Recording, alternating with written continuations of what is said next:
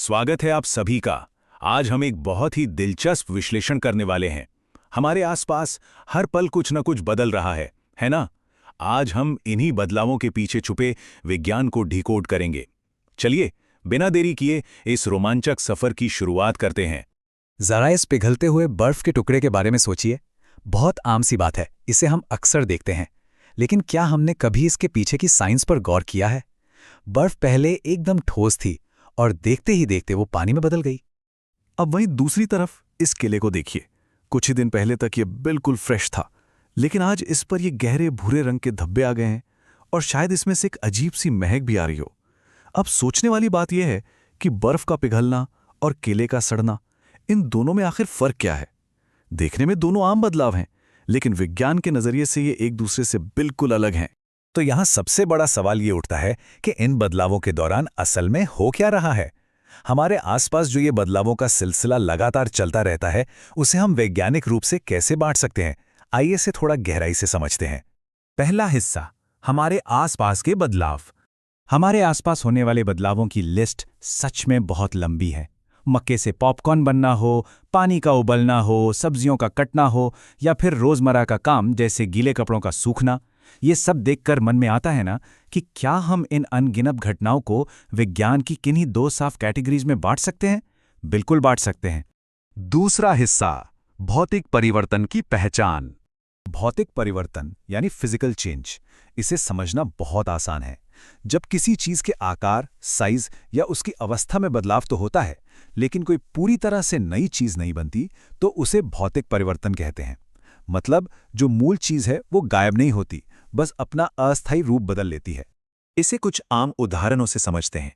एक कागज के टुकड़े को मोड़ने पर भी वो कागज ही रहता है ना?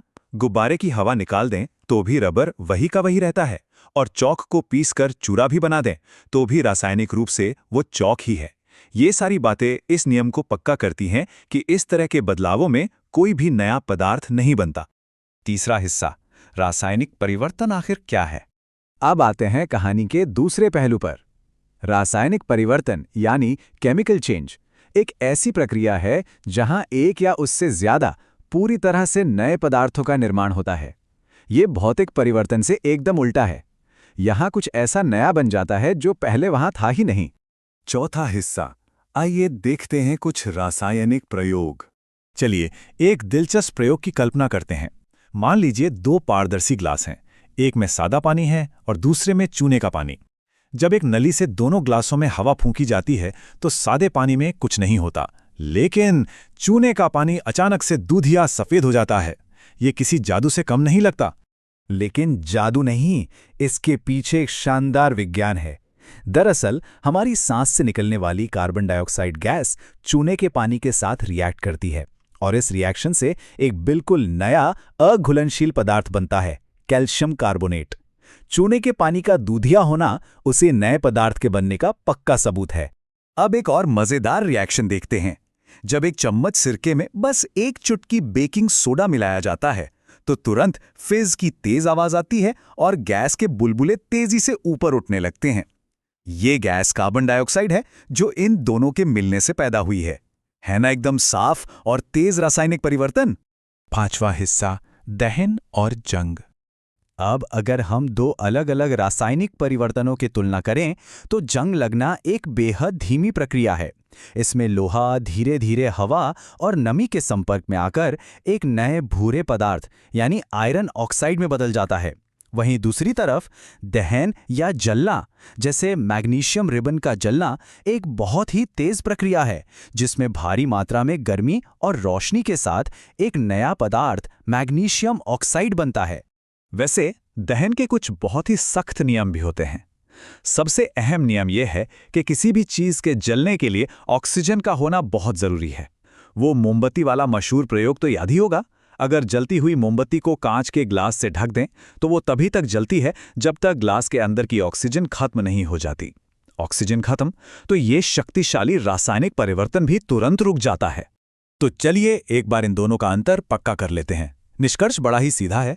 भौतिक परिवर्तनों में कभी कोई नया पदार्थ नहीं बनता, चीजें बस अपना आकार या अवस्था बदलती हैं। जबकि रासायनिक परिवर्तनों में हमेशा बिना किसी अपवाद के ऐसे नए पदार्थ बनते हैं जो अपने मूल पदार्थ से पूरी तरह अलग होते हैं। छठा हिस्सा, प्रकृति का एक चमत्कार। हमारी प्रकृति के पास भी अपना एक अलग जादू है। जुगनुओं को ही देख लीजिए। कभी सोचा है कि वो रात के अंधेरे में इतनी खूबसूरती से कैसे चमकते हैं? ये उनके शरीर के अंदर होने वाली एक जटिल रासायनिक प्रतिक्रिया का ही कमाल है। विज्ञान की भाषा में इस चमक को बायोल्यूमिनेसेंस कहते हैं। और सबसे कमाल की बात यह है कि ये रिएक्शन बिना कोई गर्मी पैदा किए बस ठंडी और सुंदर रोशनी उत्पन्न करता है। एकदम प्योर नेचुरल मैजिक। और इसी खूबसूरत प्राकृतिक चमत्कार के साथ हम आज के इस विश्लेषण के अंत में आ गए हैं।